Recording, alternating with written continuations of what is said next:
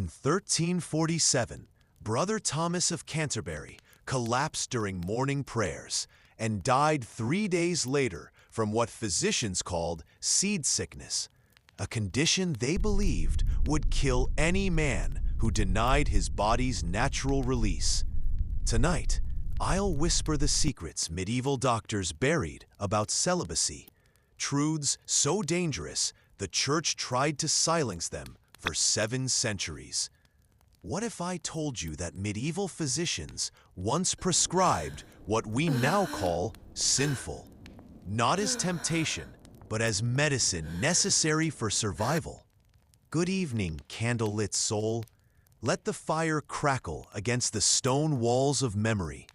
Tonight we descend into chambers where holy men suffered in silence, where learned doctors defied the Church's teachings, and where the human body rebelled against divine commandments. Pull your blankets close. Light a single candle. Let shadows dance across these pages of forbidden medical knowledge as I unfold 7 confessions about why celibacy was once considered more dangerous than plague itself. You see, in the flickering candlelight of the Middle Ages, the body was not just flesh and bone. It was a battleground between heaven and earth, spirit and desire. While the Church preached that denying carnal pleasure brought one closer to God, physicians whispered darker truths in monastery infirmaries and castle chambers. They spoke of men whose bodies turned against them, of women whose wombs wandered in search of what was denied, of holy orders that became death sentences wrapped in sacred vows. These were not tales of weakness or sin, but medical treatises written in blood and suffering. Tonight, as winter winds howl beyond these virtual walls, we shall explore the trembling line between devotion and destruction. We'll walk through monastery corridors where monks gasped for breath that would not come, past convent cells where nuns clutched their bellies in agony, and into the private chambers where royal physicians dared to defy papal decree. In our first confession, we'll meet Brother Marcus, whose seed grew poison in his veins. In our second, Sister Beatrice, whose womb was said to suffocate her from within. Our third whispers of the physician who prescribed pleasure to save a dying cardinal. The fourth reveals the secret marriage that rescued a duke from certain death. But what awaits in our final chapters will shake the very foundations of what you thought you knew about medieval medicine, faith, and the price of denying the body's most sacred needs. The Church taught that celibacy purified the soul, but medieval doctors knew a different truth, one written in the bodies of the dead, in the madness of the living, and in the secret prescriptions hidden beneath altar stones. Stay with us. Let history hold you as we unveil what 7 centuries tried to silence. For tonight, the dead shall speak, and their words carry the weight of forbidden medical wisdom that could have saved countless lives. Had anyone dared to listen. The candle burns bright, casting shadows that remember what daylight has forgotten. Our first patient awaits in the Monastery of Saint Benedict, where morning prayers became death sentences, and where one young monk's body would teach medieval physicians their most dangerous lesson about the cost of divine love. Close your eyes, dear listener, and let us enter the world where medicine and faith collided in the most intimate chambers of the human heart. In the winter of 1338, at the Monastery of Saint Benedict near Canterbury, a young monk named Brother Marcus began to exhibit symptoms that would forever change how medieval physicians understood the dangers of enforced celibacy. It started as most religious afflictions did, with prayer. Brother Marcus had taken his vows at 19, his body still humming with the vigor of youth, his mind convinced that denying flesh would elevate spirit. For 3 years, he had been the model of monastic devotion. His brothers watched him kneel for hours in the stone chapel, his lips moving in constant prayer, his hands pressed so firmly together that his knuckles turned white as altar candles. But the body, the body remembers what the mind tries to forget. On a February morning, when frost painted the monastery windows like silver veils, Brother Marcus collapsed during lauds. The other monks found him convulsing on the cold stone floor, his face flushed with an unnatural fever, his breath coming in sharp, desperate gasps. "Fetch Brother Aldrich," whispered the abbot, his voice carrying the weight of recognition. For this was not the first time such symptoms had appeared within their sacred walls. Brother Aldrich arrived with his leather satchel of herbs and his forbidden medical texts, works that contain knowledge the church preferred to ignore. As the monastery's unofficial physician, he had seen this condition before, though he dare not speak its name aloud within hearing of the abbot. The medieval medical text, known as the Viaticum, described what Brother Aldrich observed. When the natural humors are denied their release, they turn malignant within the body, causing fever, madness, and often death. What we might recognize today as severe psychological and physical stress manifesting in psychosomatic symptoms, medieval physicians understood as semen becoming poison in the blood. Brother Marcus lay trembling in his narrow cell, his skin burning with fever that no amount of prayer could cool. His body had become a battlefield where divine commandments warred against natural law, and nature was winning with each labored breath. "Tell me of your dreams," Brother Aldrich whispered, checking that the door was firmly closed. Marcus turned his face to the stone wall. "I cannot. They are unholy." "Your body is dying, my son. Holiness serves no purpose to the dead."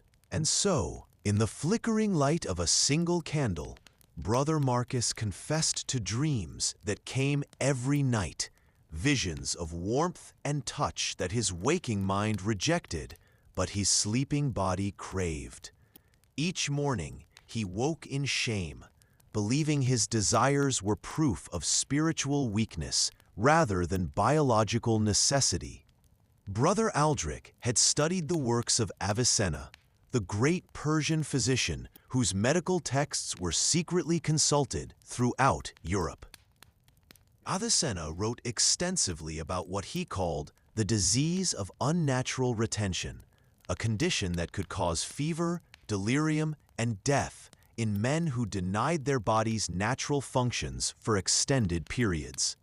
The seed, when retained beyond nature's intention, Avicenna explained in his Canon of Medicine, becomes corrupt and poisons the blood, causing the sufferer to experience burning fever, troubled thoughts, and eventual madness or death. Medieval physicians understood something that the church refused to acknowledge: that celibacy, when enforced absolutely and without consideration for individual constitution, could become a death sentence. Brother Marcus grew worse. His fever spiked each night, and during the day he spoke in tongues that were not Latin, but something older, more primal. His body, denied its natural release, was consuming itself from within. Brother Aldrich faced an impossible choice. He could follow church doctrine and watch the young monk die, or he could prescribe the one treatment his medical training suggested might save Brother Marcus's life, a treatment that would damn them both if discovered. On the 7th night of the fever, as Brother Marcus slipped toward what appeared to be certain death, Brother Aldrich made his choice. He administered what medieval physicians called the treatment of necessary release, essentially prescribing what the Church considered sinful as medicine necessary for survival. The change was immediate and undeniable. The fever broke within hours. Brother Marcus's breathing eased, his color returned, and by morning he was sitting up in bed, weak but alive. But this miracle came with a price that would echo through the monastery walls for years to come. Brother Aldrich documented the case in his secret medical journal, writing, "The body's natural humors, when denied their course, become as poison. What the Church calls sin, medicine knows as necessary function. To deny this is to choose death over life, doctrine over healing." This incident at St. Benedict's was far from isolated.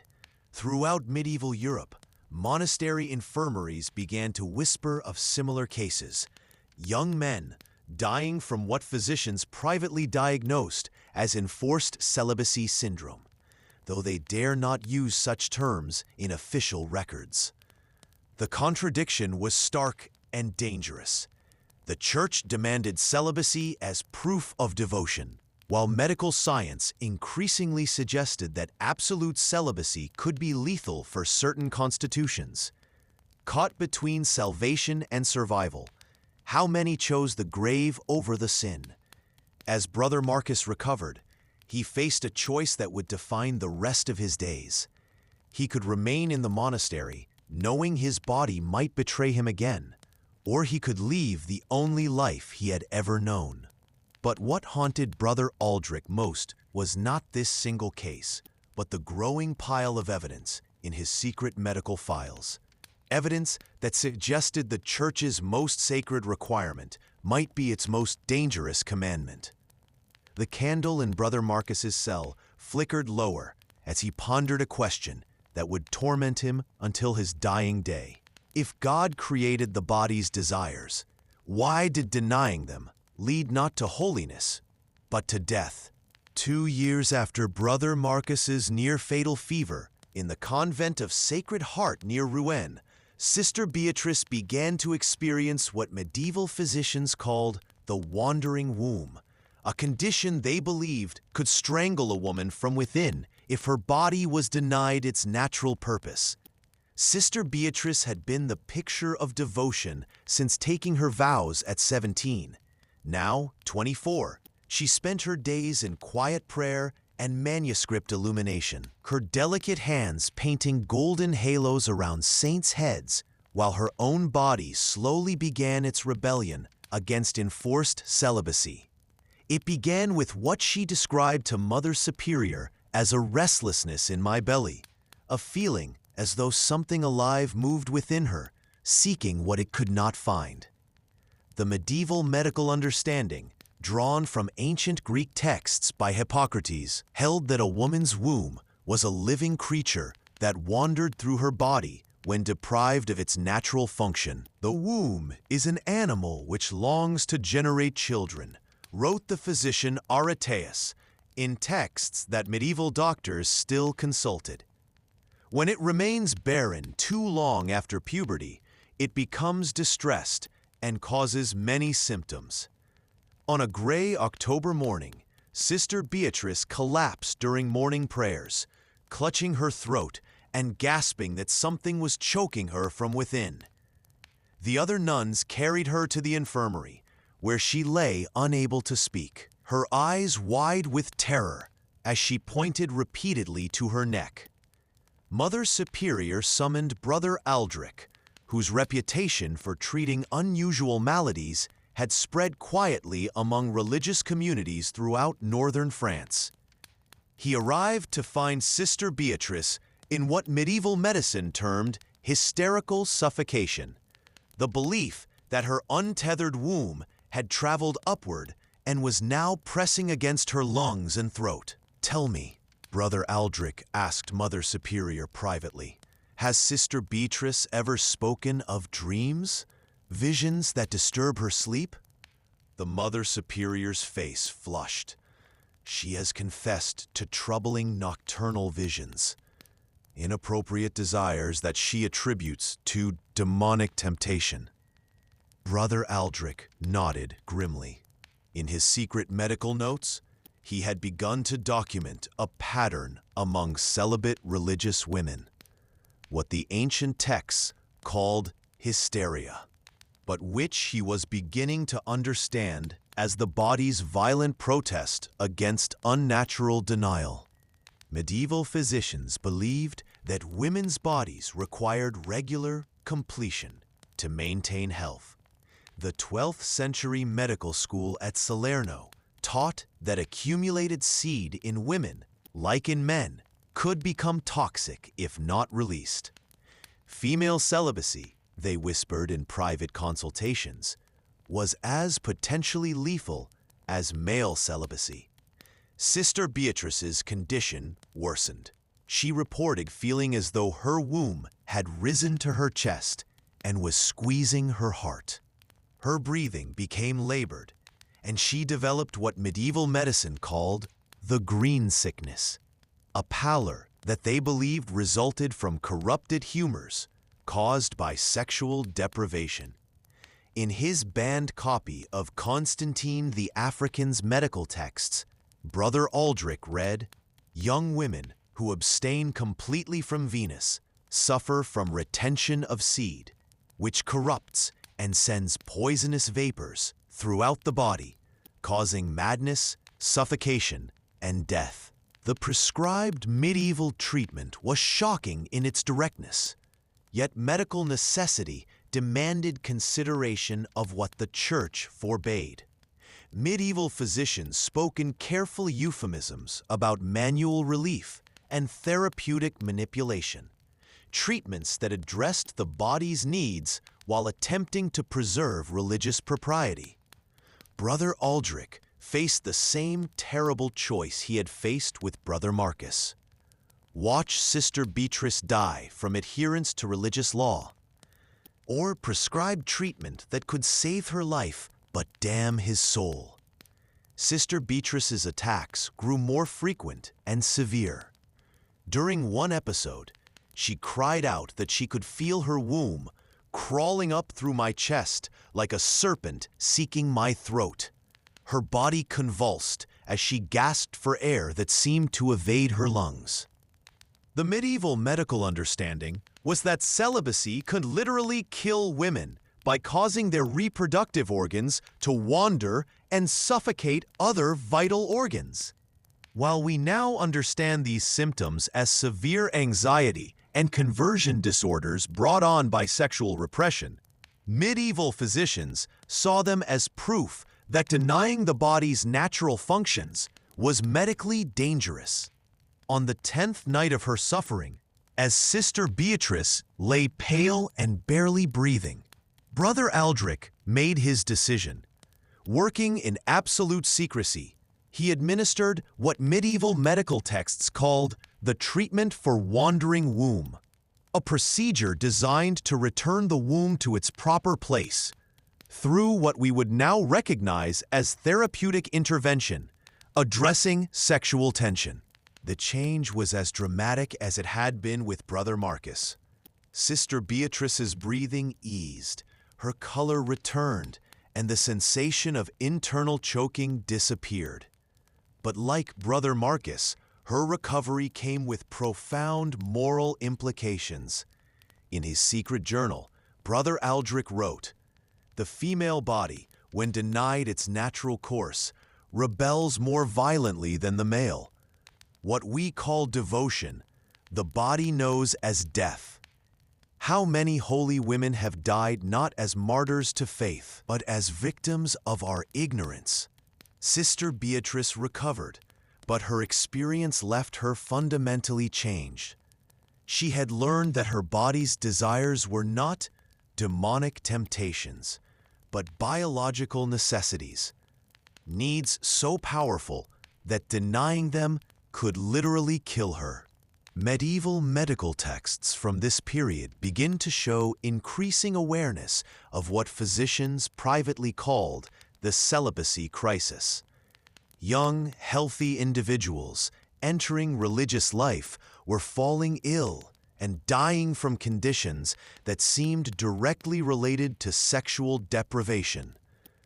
The 13th century physician Albertus Magnus wrote carefully, "Complete abstinence from carnal relations, while spiritually admirable, may prove physically impossible for those of sanguine temperament and youthful constitution."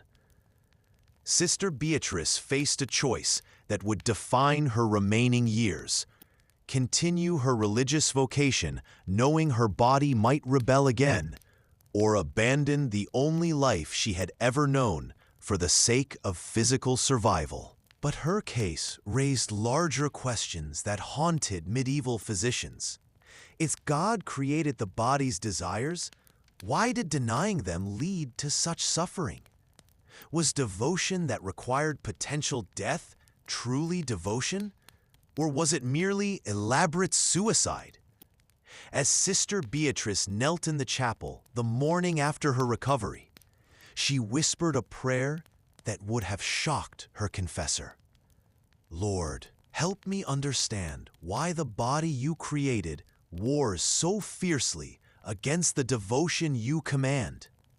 The candle before the altar flickered as if in response, casting shadows that seemed to nod in understanding of the impossible choice between flesh and spirit that defined medieval religious life. In the papal city of Avignon, in the year 1352, Cardinal Alessandro de Benedetto lay dying from what his personal physician, Master Guillaume de Chauliac, privately diagnosed as the disease of enforced virtue, a condition so politically dangerous that it could never appear in official medical records. Cardinal Benedetto was 53 years old, a man who had climbed the ecclesiastical hierarchy through sharp intellect and unwavering devotion to celibate life. He had been celibate for 31 years, since taking his first vows as a young priest in Naples. His devotion was legendary, his self-denial absolute, and his body was killing itself in rebellion. Master Guillaume, the most renowned physician in Avignon and secretly the author of several banned medical treatises on sexual health, arrived at the cardinal's private chambers to find a man whose flesh had become his enemy. "Your Eminence," Guillaume whispered, ensuring the chamber door was secured, "you must speak truthfully of your symptoms, or I cannot help you." Cardinal Benedetto's face, once full and authoritative, had become gaunt and gray. His hands trembled as he spoke. I burn with fever each night, yet my skin is cold as marble. My mind wanders to thoughts that shame me, and my body produces signs of arousal without any sinful action on my part.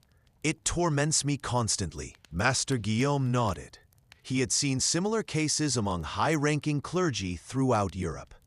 The medical condition was well documented in his secret files. Prolonged absolute celibacy in men past their 40th year often produced what he termed bodily rebellion syndrome, a cluster of symptoms that could prove fatal if left untreated. In his private medical journal, Guillaume had written, "When mature men deny their body's natural release for decades, the accumulated humors turn malignant. The seed, having no outlet, corrupts the blood and produces fever, madness, and often death. The longer the denial, the more violent the body's eventual rebellion." Medieval medical theory, drawn from Greek and Arabic sources, held that sexual release was not merely pleasure, but a necessary bodily function, like eating or sleeping. Denying it completely was considered as dangerous as denying food or water, potentially fatal in the long term. "Your Eminence," Guillaume said carefully, "I must ask questions that may seem inappropriate. When did you last experience nocturnal emissions?" The cardinal's face flushed with shame. "Not for 7 years. I trained my body through prayer and fasting to prevent even unconscious sins." Guillaume's face grew grave. According to Avicenna's medical texts, men who completely suppressed even involuntary nocturnal release were at severe risk of what Arabic physicians called seed poisoning, a condition where retained seminal fluid was believed to corrupt the blood and cause systemic illness. The cardinal's condition was deteriorating rapidly. He reported constant burning sensations throughout his body, intrusive sexual thoughts that came despite intense prayer, and a strange swelling in his extremities that Guillaume recognized as a sign of advanced retention sickness. "I have tried every spiritual remedy," the cardinal whispered. "Fasting, flagellation, hours of prayer on stone floors. Nothing stops the torment. Am I being punished for some hidden sin?" Guillaume faced the most delicate medical decision of his career. The treatment for the cardinal's condition was clear according to medical science: immediate and regular sexual release to purge the corrupted humors from his system. But prescribing such treatment to a prince of the church could mean death for them both. Medieval physicians had developed elaborate euphemisms for sexual therapy. They spoke of humoral rebalancing, vital essence regulation, and therapeutic evacuation of retained fluids. These clinical terms masked treatments that were, fundamentally, prescribed sexual activity. The 12th century medical text, De Secretis Mulierum, stated, "Men of advancing years who have maintained complete celibacy may require therapeutic release to prevent the accumulation of corrupted seed, which can cause fever, madness, and death." Cardinal Benedetto's fever spiked dangerously that night. Guillaume found him delirious, speaking to invisible tempters and clawing at his skin, as if trying to escape his own flesh. Time was running out. "Your Eminence," Guillaume said urgently, "I must prescribe a treatment that will save your life, but it requires absolute secrecy. What I am about to suggest is medicine, not sin, though others may not understand the distinction." In the flickering candlelight of the cardinal's chamber, Guillaume prescribed what he carefully termed therapeutic massage and manual evacuation of retained fluids, treatment that would address the cardinal's physical crisis while maintaining plausible medical justification. The cardinal's recovery was swift and dramatic. The fever broke within days, his mental clarity returned, and the physical torment that had plagued him for months simply disappeared. But the moral implications of his cure would haunt him for the rest of his life. Guillaume documented the case in his secret medical files. High-ranking ecclesiastics who maintain absolute celibacy for decades often develop life-threatening retention syndromes. Treatment requires what the church forbids, yet denying treatment means certain death. Medicine and morality exist in irreconcilable conflict. Word of the cardinal's mysterious recovery spread quietly through Avignon's medical community. Other physicians began to whisper about similar cases, bishops, abbots, and cardinals whose devotion to celibacy had brought them to death's door.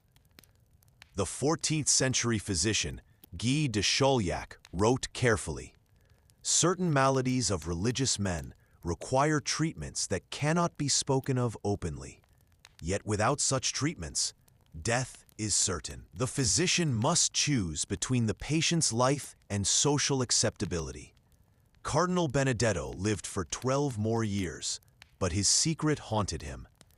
He had been saved by the very sin he had spent his life condemning. Every day he faced the knowledge that his body's rebellion against celestial law had nearly killed him, and only embracing that rebellion had saved his life. In his private prayers, he whispered questions that no cardinal should ask. "Lord, if celibacy brings me closer to you, why does my body fight it unto death? If you created these desires, why do you command me to deny them at the cost of my life?" Master Guillaume continued his secret research into what he termed the celibacy crisis among clergy. His private files revealed a disturbing pattern. The most devout, those who maintained the most absolute celibacy, were the most likely to develop potentially fatal retention syndromes. The cardinal's case raised profound questions about the relationship between spiritual devotion and physical survival. If maintaining celibacy could literally kill the devout, was such devotion truly virtuous, or was it a form of elaborate suicide cloaked in religious language? As Cardinal Benedetto knelt before the altar in his private chapel, he faced a truth that would define his remaining years. His greatest spiritual triumph, absolute celibacy, had nearly become his death, and his salvation had come through embracing what his faith condemned as sin. The candle flames danced before the crucifix as he whispered a prayer that would have shocked his confessor. "Forgive me, Lord, for choosing life over perfect devotion, and help me understand why the body you created wars so fiercely against the virtue you command." In the autumn of 1356, Duke Philippe de Montclair faced a choice between salvation and survival, a choice that would expose the deadly contradictions between religious doctrine and medical necessity in the most intimate chambers of medieval nobility. Duke Philippe had taken a vow of celibacy at 25, not from religious calling, but from political necessity. After his young wife died in childbirth, along with their infant son, Philippe had sworn before God never to touch another woman, believing his carnal desires had somehow caused their deaths. For 15 years, he had maintained this vow with the devotion of a monk, despite remaining a secular lord. Now 40, Philippe was dying from what his court physician, Master Jean de Tournemire, recognized as the most severe case of retention syndrome he had ever encountered. "My lord," Master Jean said quietly in the privacy of Philippe's bedchamber, "your body is consuming itself. The humors have turned so malignant that I fear you have perhaps weeks, not months." Philippe lay propped against silk pillows, his once powerful frame now gaunt and trembling. His skin had taken on the waxy pallor that medieval physicians associated with advanced seed poisoning, and his breathing came in shallow, labored gasps. "I have kept my vow," Philippe whispered. "For 15 years, I have not touched a woman, nor even allowed myself to think of such things.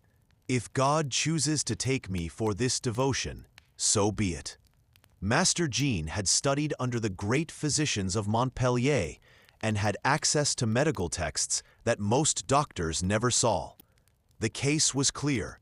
Philippe's absolute celibacy, maintained for 15 years during the peak of his masculine vigor, had created a medical crisis that threatened his life. Medieval medical theory held that men of Philippe's age and constitution required regular sexual release to maintain health. The Arabic physician Al-Razi had written, "Men who abstain completely from sexual congress after age 30, particularly those of sanguine temperament, risk accumulation of corrupted seed that can poison the entire system."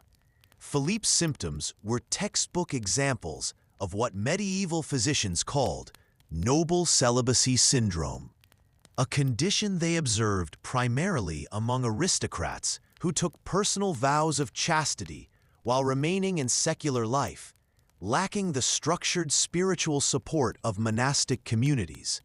"My lord," Master John said carefully, "there is a treatment, but it requires a significant compromise with your vow." Philippe's eyes, sunken but still sharp, fixed on his physician. "Plainly, you must marry, and you must consummate that marriage, not once, but regularly. Your body requires what you have denied it, or it will kill you within the month." The Duke's face contorted with anguish. "You ask me to break a sacred vow, to defile the memory of my beloved wife and child. I ask you to choose life over death, my lord. Your wife and child are beyond earthly concerns. You are not." Medieval marriage among nobility was primarily a political and economic institution, but physicians increasingly recognized its medical benefits. The 13th century medical text, Liber de Coitu, stated, "Regular conjugal relations are necessary for maintaining the health of both husband and wife, particularly in those past their 30th year." Philippe's condition deteriorated rapidly. He began experiencing what medieval medicine called internal burning, a sensation that his retained seed was literally igniting inside his body. He developed a persistent fever and began speaking incoherently during episodes of delirium. Master John consulted his most secret medical texts. The Persian physician Hali Abbas had written extensively about treatment for severe retention syndrome. When the condition has advanced to fever and delirium, only immediate and complete sexual release can purge the corrupted humors. Delay means certain death. With Philippe's life hanging in the balance, Master John took an unprecedented step. He sent urgent messages to 3 neighboring courts, seeking a noblewoman willing to enter into an immediate marriage for medical reasons. The situation was so dire that normal courtship and negotiation periods could not be observed. Lady Catherine de Beaumont, a widow of 32, arrived within a week. She had been briefed on the unusual circumstances and agreed to the marriage, understanding that her new husband's life depended on their physical union. The wedding ceremony was conducted in Philippe's bedchamber, with the Duke barely able to remain conscious for the vows. But medieval medical wisdom held that the marriage contract alone was insufficient. Only physical consummation could provide the therapeutic release his body required. What followed was perhaps the most clinical consummation in medieval history. Under Master Jean's discreet supervision, Lady Catherine performed what the physician privately termed therapeutic conjugal duty, intimate acts designed specifically to provide the medical relief Philippe's body desperately needed. The results were immediate and undeniable. Philippe's fever broke within hours of consummation. His breathing eased, his color improved, and by morning he was sitting up in bed, weak but clearly recovering. Master Jean documented the case in his secret medical files. Severe retention syndrome in mature men can prove fatal within weeks. Only immediate sexual release can purge the corrupted humors. Marriage provides moral justification for necessary medical treatment. Philippe's recovery was complete, but the experience fundamentally changed his understanding of the relationship between spiritual devotion and physical health. He had learned that his body's needs were not sinful desires to be suppressed, but biological necessities that could literally kill him if ignored. In his private journal, Philippe wrote, "I believed my celibacy honored my dead wife and child. Instead, I nearly joined them through my own ignorance. God created these bodily needs. To deny them completely is to reject His creation. The Duke's case became quietly legendary among court physicians throughout France. Here was proof that even the most sincere religious devotion could become a death sentence if it ignored the body's fundamental requirements. Medieval medical literature from this period shows increasing awareness of what physicians called the celibacy crisis among secular nobles who took religious vows. The 14th century physician Bernard de Gordon wrote, "Aristocrats who impose monastic celibacy upon themselves without monastic training and support often develop fatal retention syndromes." Philippe and Catherine's marriage, born from medical necessity, gradually developed into genuine affection.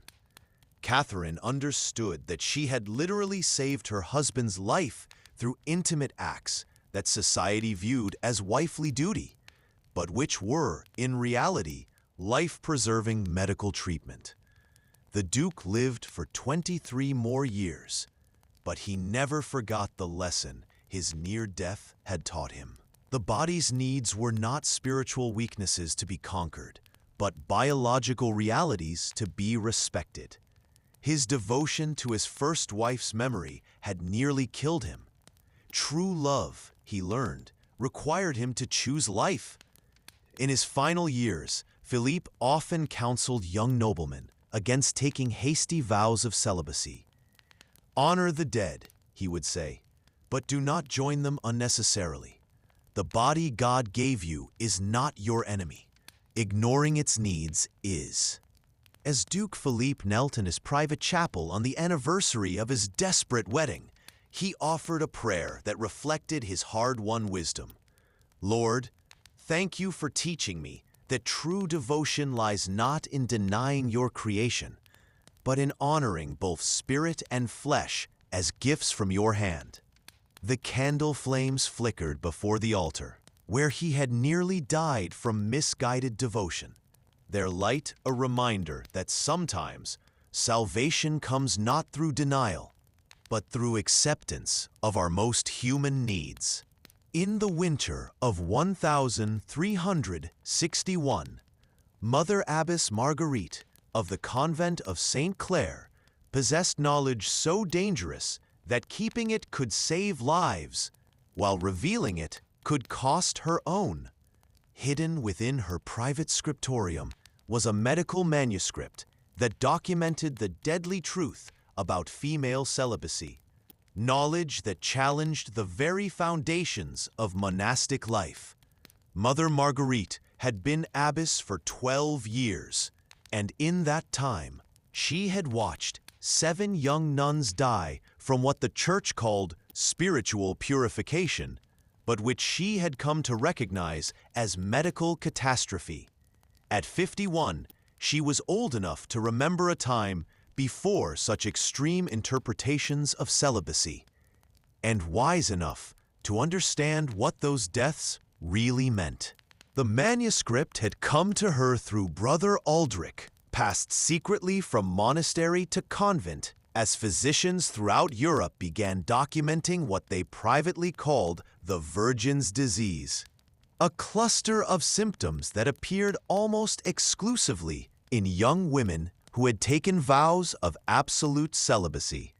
"Sister Clare grows worse," whispered Sister Margot, the convent's infirmarian, as she entered the abbess's private chamber. "She can barely breathe, and she speaks of dreams that torment her." Mother Marguerite looked up from her forbidden manuscript, her face grave. Sister Clare was 19, had taken her vows 2 years ago, and was now displaying all the symptoms the medical text described: difficulty breathing, fever, delirium, and what medieval physicians called virgin's melancholy, a condition they believed could prove fatal in young women denied any outlet for their natural desires. The manuscript, written by the physician Constantine the African and copied secretly throughout Europe, contain shocking medical observations. Young women who take vows of celibacy before age 25, particularly those of robust constitution, frequently develop what we term retention madness, a condition caused by the complete suppression of natural feminine functions.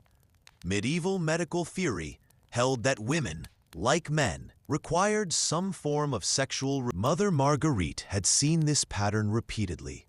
Young women entered the convent healthy and devout, but within months of taking their final vows of celibacy, many developed mysterious illnesses that seemed to have no earthly cause.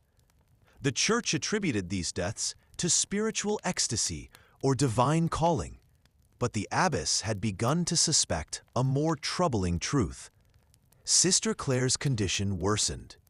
She reported feeling as though something alive moves within me, seeking what it cannot find. She developed what medieval medicine called the virgin's fever, a burning sensation throughout her body that prayer and fasting could not relieve. The forbidden manuscript described this exact progression. The young virgin's body, denied all natural outlet, begins to consume itself. The retained feminine essence becomes corrupted and produces fever, madness, and often death. Without intervention, few survive beyond their second year of absolute celibacy. Mother Marguerite faced an impossible choice. The manuscript contained specific treatments for virgin's disease, but implementing them would require her to authorize what the Church considered gravely sinful. Yet watching another young woman die from what appeared to be medical ignorance disguised as religious devotion seemed equally sinful. In the deepest secrecy, Mother Marguerite summoned Sister Margot to her private chamber.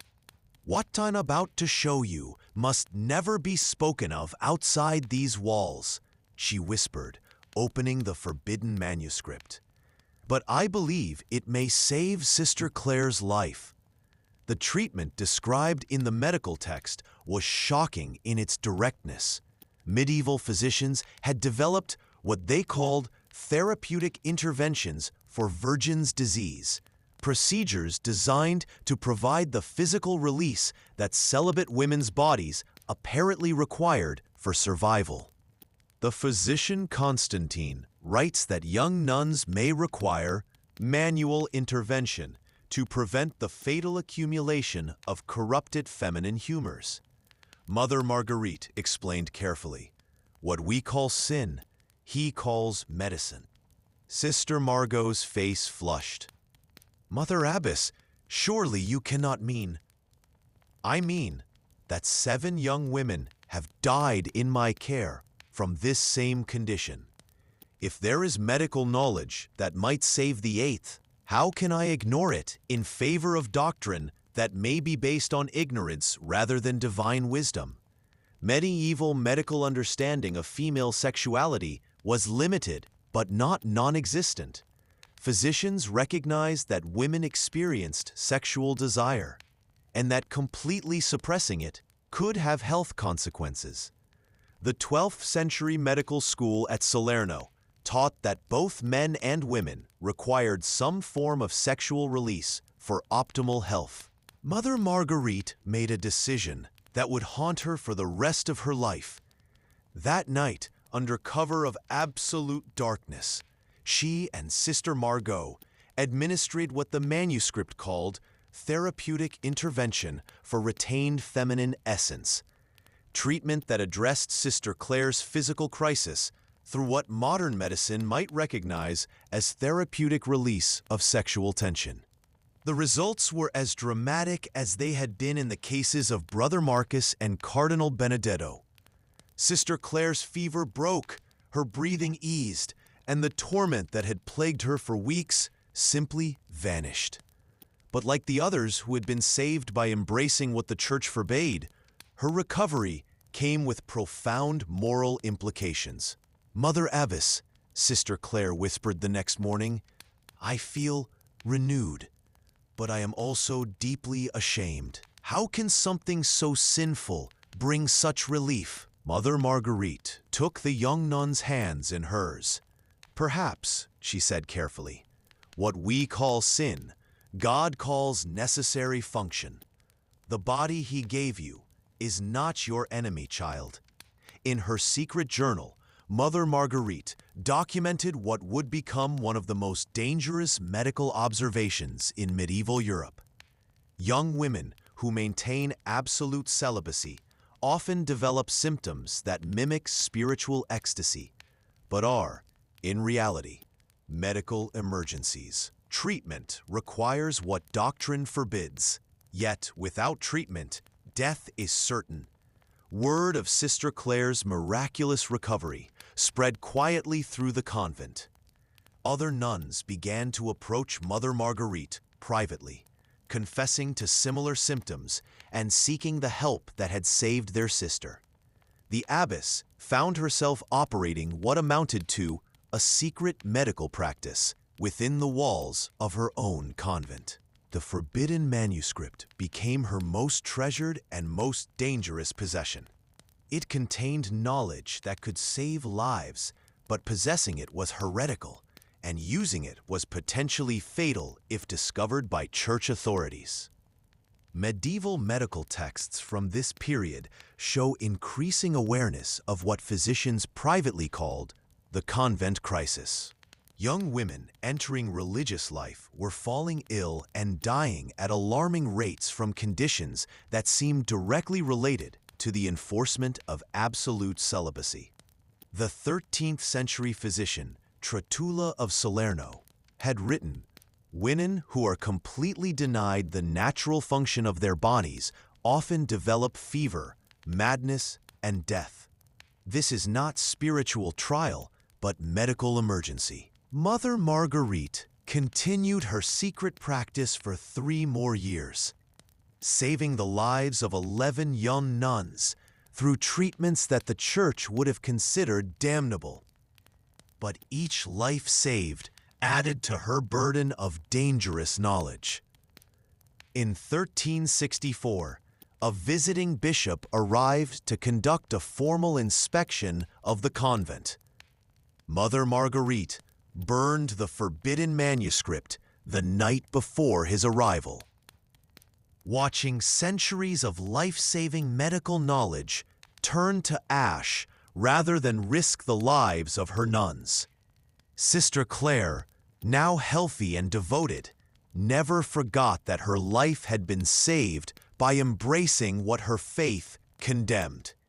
In her private prayers, she whispered questions that no nun should ask. "Lord, if you created these desires, why do you command us to deny them unto death? If celibacy honors you, why does it kill those who practice it most devoutly?"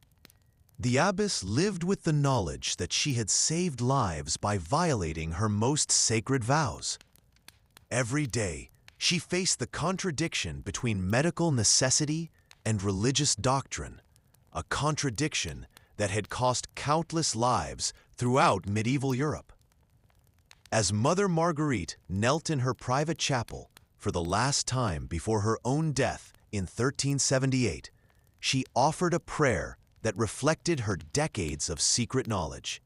"Forgive me, Lord, for choosing life over doctrine, and help future generations understand that the body you created is not the enemy of the spirit you call home." The candle flames flickered before the altar, where she had wrestled with impossible choices.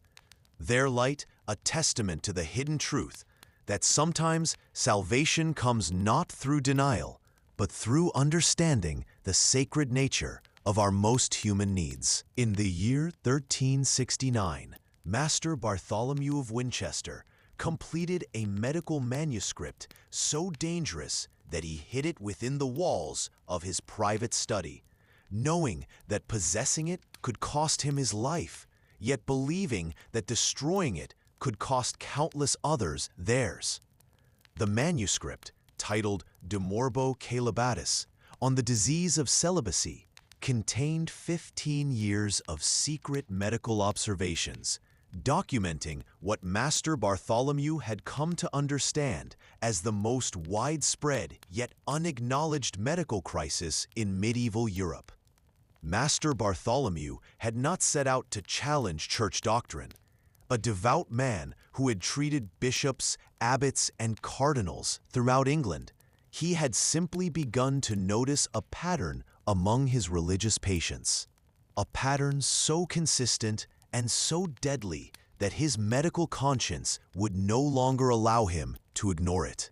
The correlation is undeniable, he wrote in his secret manuscript. Men and women who maintain absolute celibacy beyond their 30th year develop a cluster of symptoms that frequently prove fatal. What the Church calls spiritual trial, medicine recognizes as physical crisis. The manuscript contained detailed case studies from his 15 years of practice. Brother Thomas, dead at 28 from seed poisoning. Sister Margaret, dead at 25 from virgin's fever. Cardinal Francesco, saved only through secret treatment that violated his vows. Duke Philippe, rescued by a desperate marriage. Mother Abbess Marguerite, who had saved 11 nuns through forbidden interventions.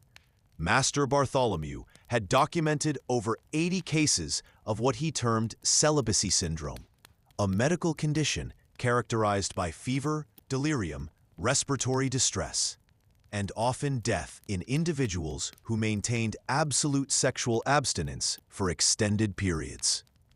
The human body, he wrote, was not designed for complete celibacy beyond the age of physical maturity.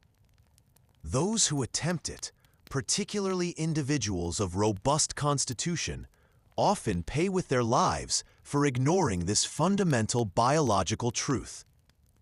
Medieval medical theory supported his observations.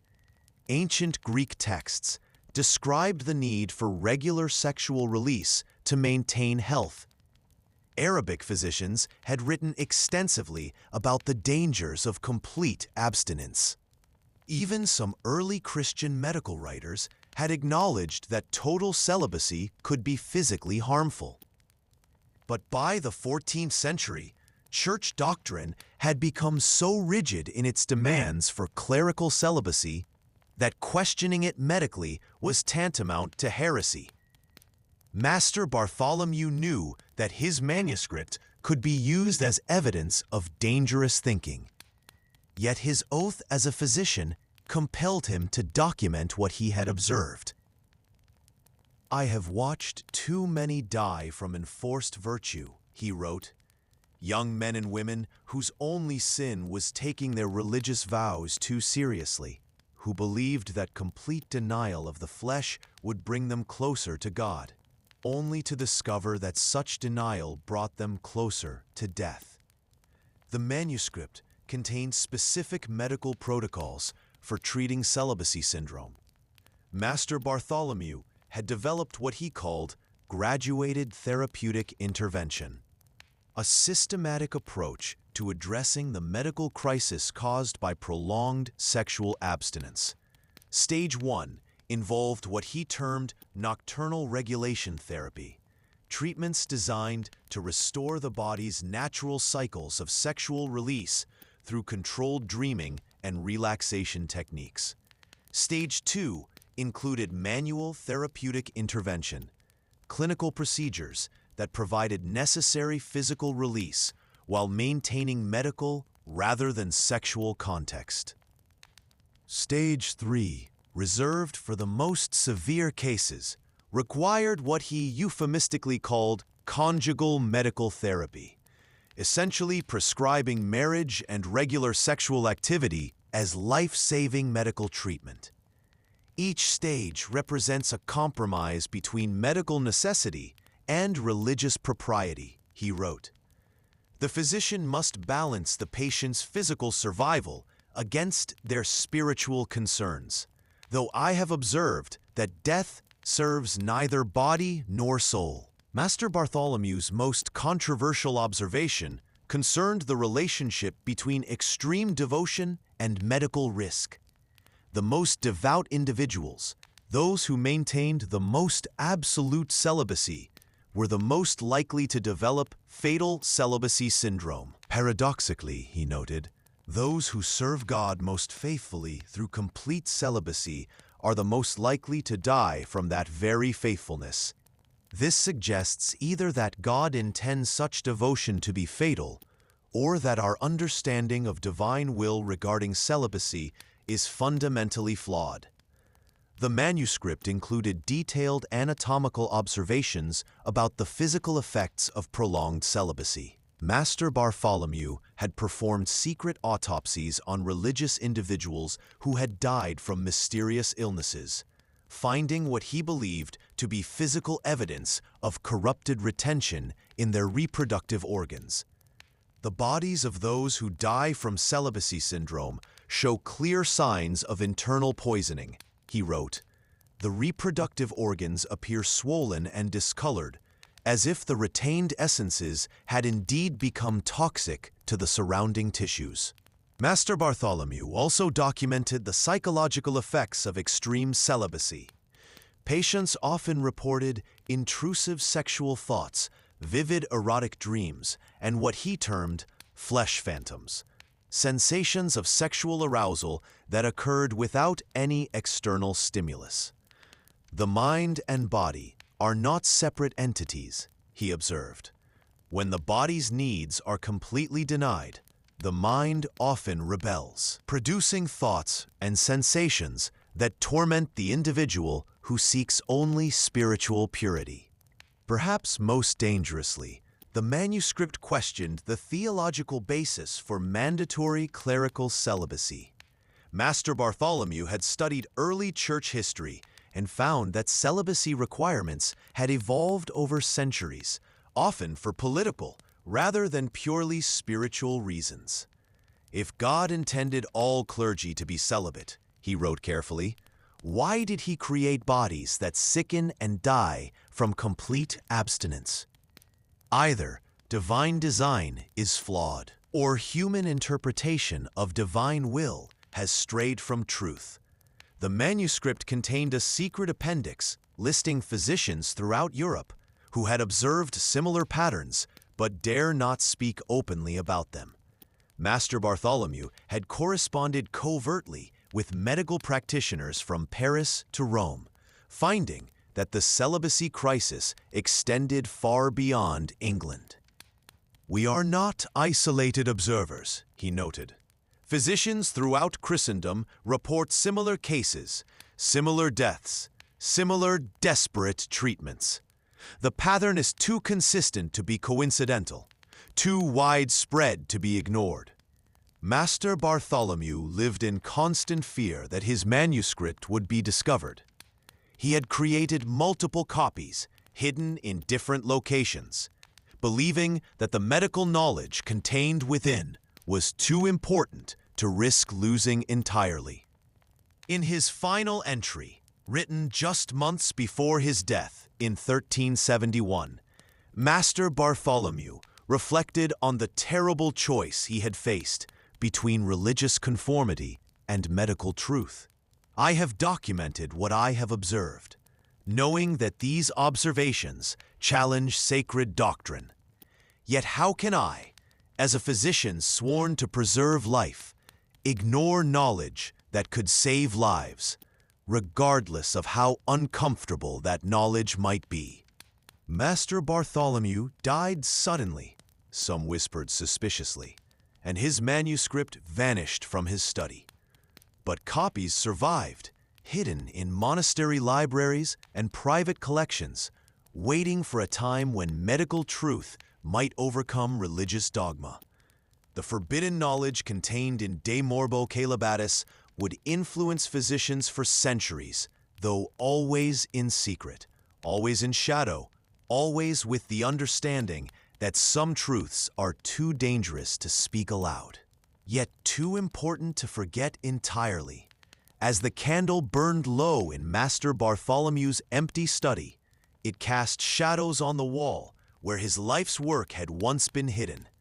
shadows that seem to whisper of knowledge suppressed, lives lost to doctrine, and the eternal struggle between faith and flesh that defines the human condition. By the year 1374, what had begun as isolated cases of mysterious deaths among the religious had become what secret medical networks throughout Europe recognized as a silent epidemic, one that claimed lives not through disease or war, but through the enforcement of an ideal that the human body could not sustain. In monastery infirmaries from Canterbury to Rome, in convent cells from Paris to Prague, in cardinals' chambers from Avignon to Vienna, physicians whispered of the same pattern. The most devout were dying at alarming rates from conditions that seemed to have no cause save their very devotion. Master Jean de Liège, court physician to the Duke of Burgundy, had become the unofficial chronicler of what medical practitioners privately called the devotion epidemic. His secret correspondence network included physicians throughout Western Europe, all documenting similar observations, all sworn to secrecy. "The pattern is undeniable," he wrote in a coded letter to Master Guillaume in Paris. "Across Christendom, those who maintain the most absolute celibacy are dying at rates far exceeding normal mortality. Young monks, aged 20 to 30, are dying at twice the rate of their secular counterparts. Young nuns fare even worse, 3 times normal mortality in their first 5 years of final vows." The statistics were horrifying when compiled across multiple regions. In England alone, Master Jean's network had documented over 300 deaths among religious individuals under 40, with symptoms consistent with what they had learned to recognize as celibacy syndrome. "We face an epidemic hidden within the very institutions meant to preserve spiritual health," Master Jean noted. "The Church's most sacred requirement has become a death sentence for its most faithful servants." The epidemic was particularly severe among young religious who had taken vows before age 25. Medical observers noted that individuals who entered religious life after experiencing some sexual maturity seemed more resilient, while those who committed to absolute celibacy before their bodies had fully developed were at highest risk. Medieval medical theory provided a framework for understanding this pattern. The great physician Albertus Magnus had written, "The body's humors establish their natural patterns during youth. Those who attempt to redirect these patterns through complete abstinence before age 25 often struggle against their own nature unto death." Master Jean had access to mortality records from 12 major monasteries and 8 convents across France and the Low Countries. The data revealed a shocking truth. Religious institutions had death rates among young members that exceeded even the mortality seen during plague years.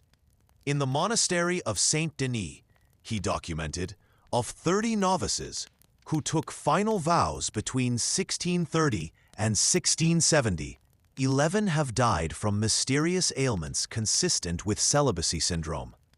This represents a 37% mortality rate among the most devout young men. The epidemic had begun to affect the institutions themselves. Some monasteries struggled to maintain adequate numbers as young monks died or fled after developing symptoms of celibacy syndrome. Several convents had stopped accepting novices under 25, though they could not publicly acknowledge the medical reasons for this policy. Master Jean's most disturbing discovery was the relationship between the severity of celibacy enforcement and mortality rates. Institutions that interpreted celibacy most strictly, forbidding even nocturnal emissions through rigorous training and punishment, had the highest death rates among young members.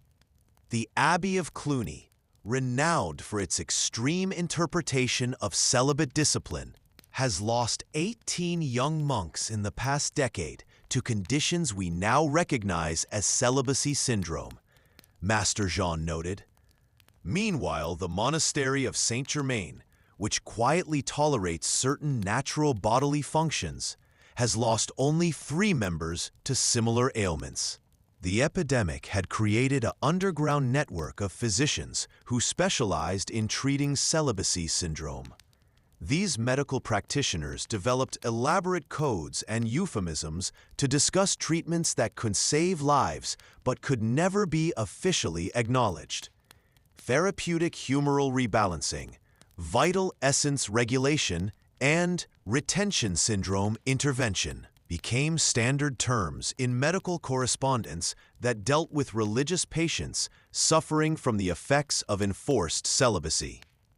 Master Jean had begun to develop what he called prevention protocols, medical advice for religious institutions that might reduce the incidence of celibacy syndrome without explicitly challenging celibacy requirements. These protocols included recommendations for diet, exercise, and sleep patterns that might help young religious individuals maintain physical health despite celibate vows. Most controversially, they included suggestions for managing natural nocturnal emissions in ways that preserved both health and religious propriety. The body requires certain natural functions to maintain health, he wrote carefully. Complete suppression of these functions often proves fatal.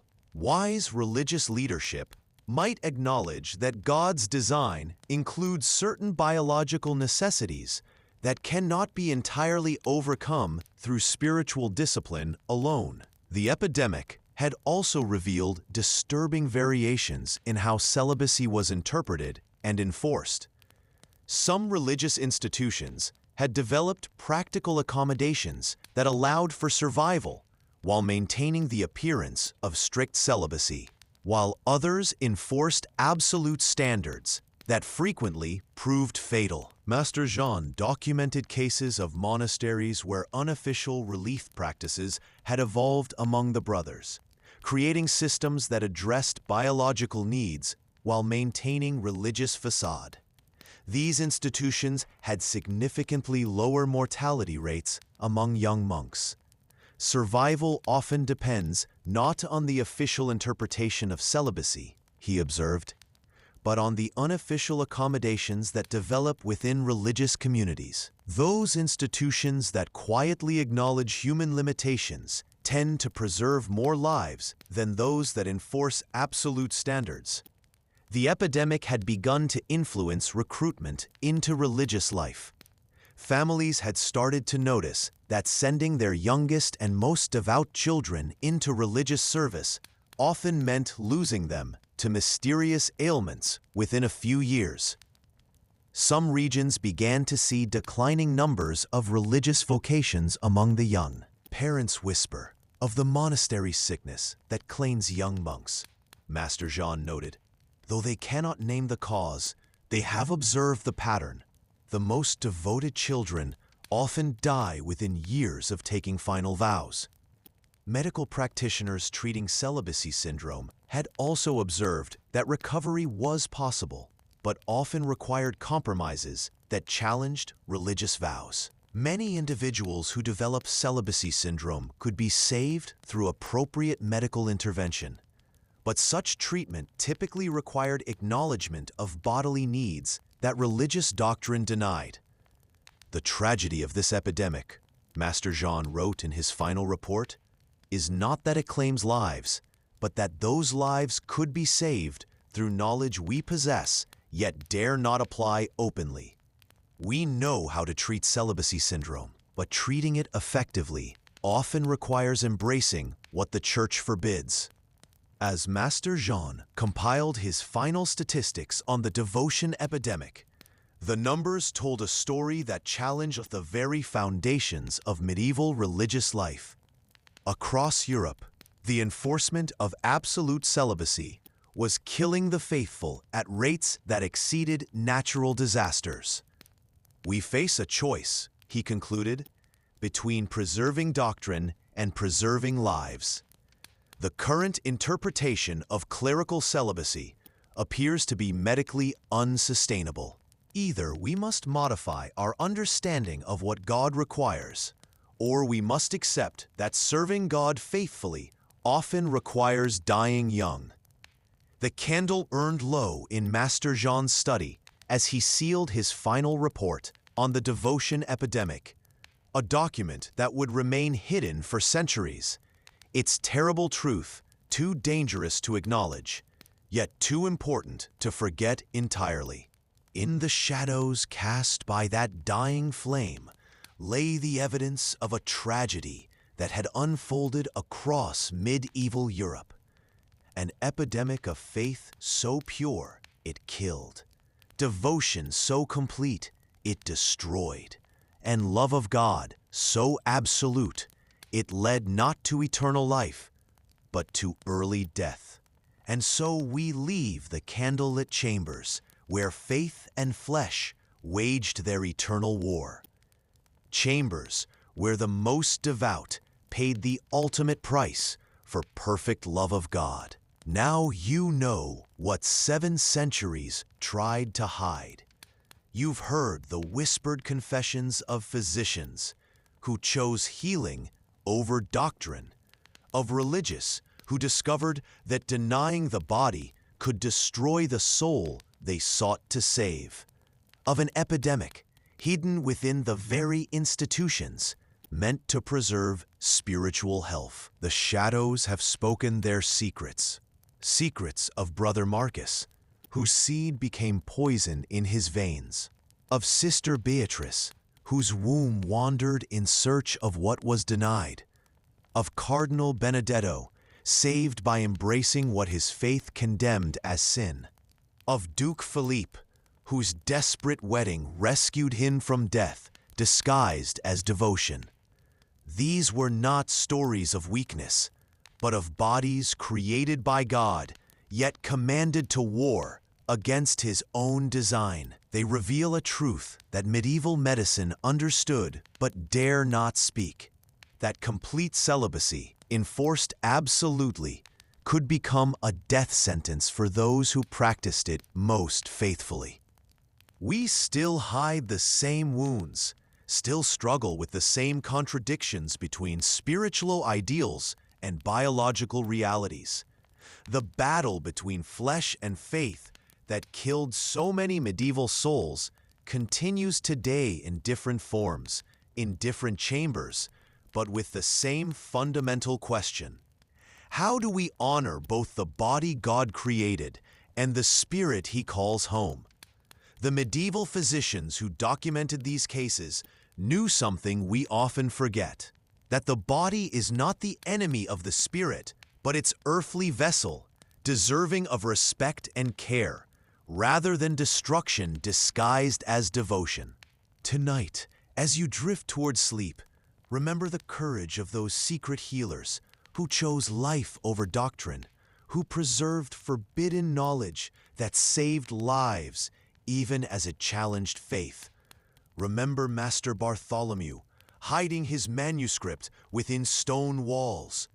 Mother Marguerite, burning life-saving medical texts to protect her nuns. Master Jean, documenting an epidemic that claimed thousands, yet could never be officially acknowledged. Their stories remind us that sometimes the greatest devotion lies not in denying our humanity, but in embracing it as part of divine creation. The body remembers what the Church tried to forget, that desire is older than sin, that need is deeper than shame, and that survival often requires honoring both spirit and flesh as sacred gifts. If you're still awake in the candlelight, whisper in the comments below. Let us know which chapter stirred your soul, which secret made you question what you thought you knew about medieval faith and medicine. Share this hidden history with someone who loves forbidden knowledge, with someone who understands that the most dangerous truths are often the most necessary ones. Subscribe to join our growing community of seekers who dare to explore what history tried to silence. The medieval world was not the simple place of pure faith we often imagine, but a complex realm where human bodies rebelled against divine commandments, where the most sacred vows could become death sentences, and where salvation sometimes came through embracing what doctrine forbade. Next time, we'll descend even deeper into forbidden territory to meet a woman who brewed more than herbal remedies, whose potions promised not just healing, but pleasures that could rival paradise itself. A tale of medieval aphrodisiacs, secret recipes, and the dangerous knowledge of women who understood the body's most intimate secrets. Until then, sleep well with these whispered truths, knowing that the candles we've lit together will continue burning long after the shadows claim these ancient secrets.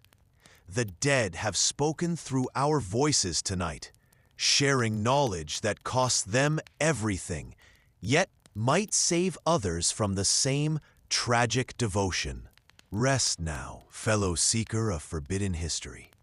Let these medieval confessions carry you into dreams where truth and myth intertwine, where the past whispers its warnings to the present, and where the eternal struggle between faith and flesh continues in the sacred silence of sleep.